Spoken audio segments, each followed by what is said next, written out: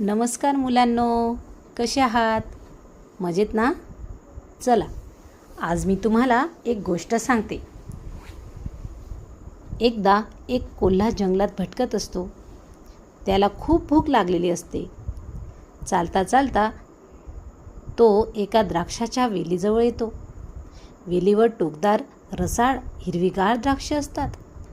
कोल्ह्याच्या तोंडाला पाणी सुटते. तो ती द्राक्ष खाण्यासाठी उड्या मारतो, पण द्राक्ष त्याच्या फार वर असतात. तो पुन्हा पुन्हा उड्या मारतो, पण काही केल्या द्राक्ष त्याच्या तोंडात जात नाहीत.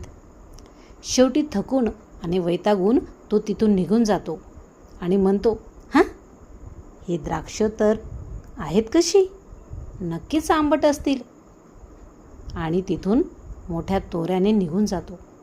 शिकवण: आपल्याला एखादी गोष्ट मिळत नसेल तर ती वाईट आहे असं समजणं चुकीचं आहे. प्रयत्न न करता हार मानणे आणि त्याला कारण देणे ही आपल्या स्वभावाची दुर्लभता असते.